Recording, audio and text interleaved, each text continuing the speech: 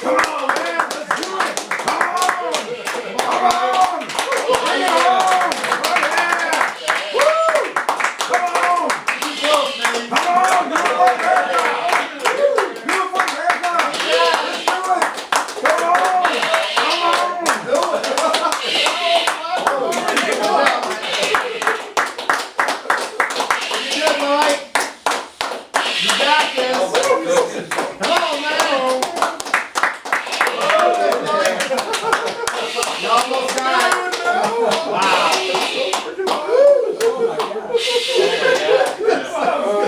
Oh, my goodness.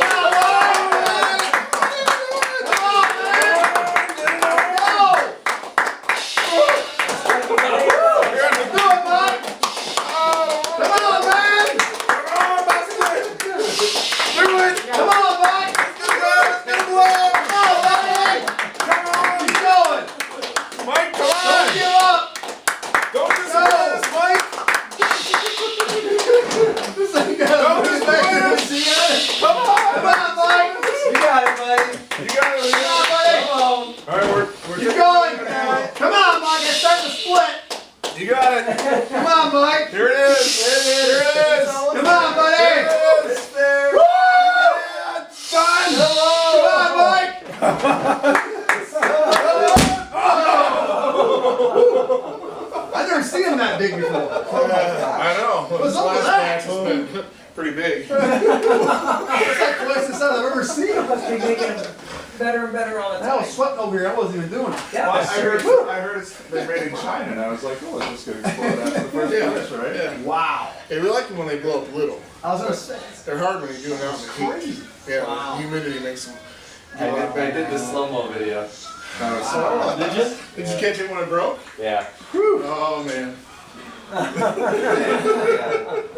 You alright over there? Yeah, That was yeah, I'm crazy. So how do you, face was man, red. holy crap, you must have strong lungs. Or Yeah. Be able to squeeze them tight.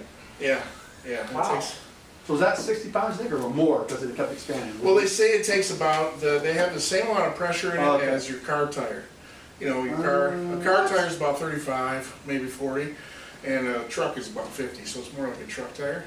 And That's crazy. the key is keeping the pressure in the bottle and not coming back. In your lungs, yeah. Yeah, so Very good. the tongue works good to block it. Wow. That's amazing. I don't think, I'm sure I couldn't blow that thing up like that. Now, the thing about a hot water bottle is it's a lot like pressure.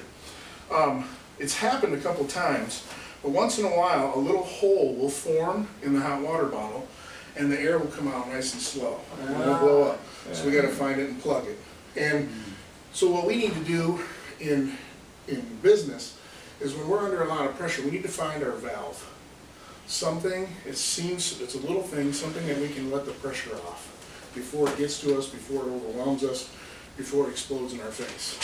Now, I'll give you a little personal history of how I did not find my valve. And the pressure was building in my life. And in 2013, January of 2013, I had a stroke. Oh, wow. I was Is that from blowing up these water bottles? no, it's not from that. They said my lungs and my cardio was phenomenal. And it was stress related, a lot of stress was going on. And I was going and running and gunning. I was traveling overseas, jet lag, doing speaking after speaking, doing feats of strength. And I didn't have time to rest, I didn't have time to have a release. So I was sitting in the living room with my wife one night, and I said, I'm feeling really tired. She said, why don't you go to sleep? So I got up, I headed for the stairs, I fell down, and I could not use my right side. And my wife was standing over me and asked me what's going on. I'm telling her I don't know. And every time I told her, she's looking at me like, I think I'm talking normal, but I'm talking all gibberish. The last thing I remember was her standing over me with the cell phone saying, you better not be joking around, I'm calling the ambulance. Because I'm known to pull a prank or two. Mike's a jokester. Yeah, and but I wasn't. I was having a stroke, and they took me to the hospital. And I hate hospitals. I hate being down. And I was only in there for 5 days. They took a scan of my brain. They did every kind of test imaginable, and they found out that I have damage on my brain. It's about that big, which is not much, but what's on your brain, it's a lot. It happened to be right on my speech center. The other amount of damage was in my prefrontal cortex, which is the area of the brain that regulates strength and athletic ability. So I had been attacked with a stroke. I had gotten a stroke in the two areas that I use in my career the most, my mouth and my muscles. And 5 days later, I had 4 neurosurgeons. They were standing there. They didn't know what was going on. They actually put my file unknown phenomenon. Now, I'm a man of faith, so I attribute it to that. And because I have a purpose, and my purpose isn't fulfilled yet. And when you have a purpose in life, it gives you motivation. It gives you encouragement. And so we're going to talk a little bit about that today.